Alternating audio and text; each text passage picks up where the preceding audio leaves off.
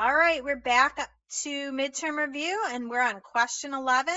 So it says to write the equation of a hyperbola given the following information, centers at the origin. So of course, we're going to draw a little sketch to help us out. The vertex is at -6, 0. So that means if the center is the origin, I'm at the other end. So I'm going to be going sideways. Okay. So if I go sideways, we know x squared is positive. That means y squared is negative, and we're always equal to 1. Now, before I get to the other part, the distance from here to here is 6. 6 squared is 36. So that's how I get my bottom number. Now, the rest is the focus. So my focus is out here till 10.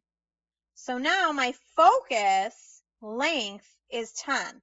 Remember, focus formula for hyperbola, radical a squared plus b squared.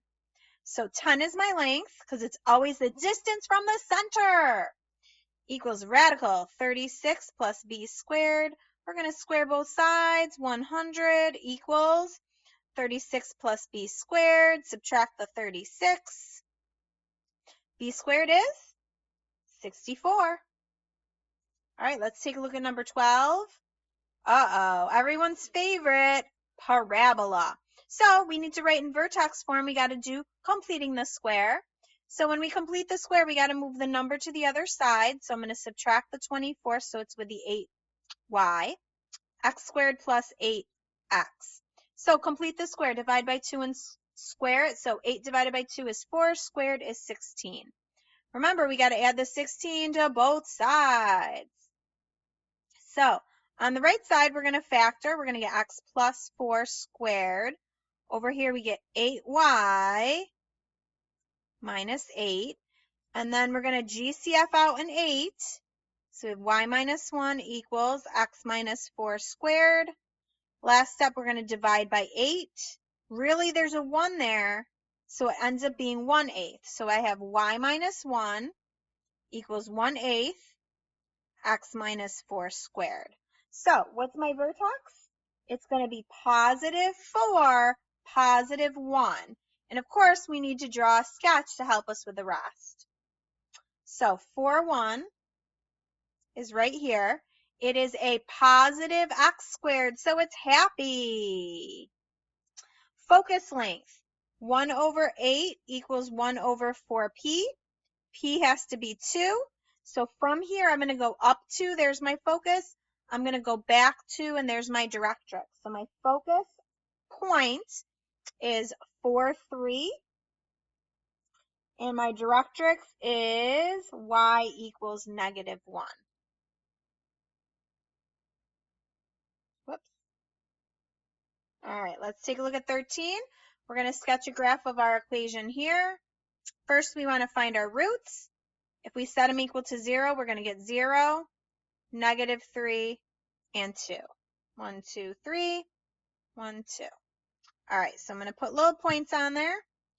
-3, 0, +2. All right, so the way I like to do this is I look at the sign in front. That means the end behavior is negative, so it has to end down. Now, at 2, this is linear, so it's going to go right through it. The next one is 0. That's also linear, so it's going to go right through that. And then, this one's a cubic. So remember, it goes through it kind of linear, but it flattens out. So see how it kind of does a little bit of a dip? And that's what my graph should look like. Okay, let's check out number 14. We're going to kind of do the same thing, but opposite. Let's look at our roots. 0, 1, 2, 3, 4, -5. So this is a bounce, which means it's going to be squared. So I have x equals 0 and x equals -5. Going backwards, it's going to be x squared and x minus 5. So what's the degree? 3. Because if I multiply this out, the highest power would be 3. I just wrote the roots there. And now I need the equation. Well, what else am I missing? The a value. So I'm going to use my point, -2, 6, to find a.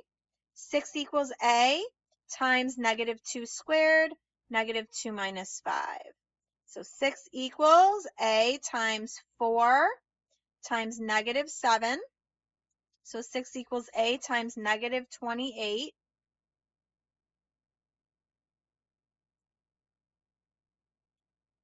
Now hang on a second. I think I made a mistake somewhere. Let's see, did you guys catch it? That should be a plus 5 because the root is negative 5. So that should be positive. So this should be a 3. Let me use my eraser. There we go. All right, so now this should be 3, which means this is 12. We're going to divide by 12. A is 1/2. So my equation, y equals, and that's a positive 1/2. Notice the end behavior's up, so it should be positive. X squared, and then x plus 5. So that should be my final answer. I hope this helps you review for the midterm.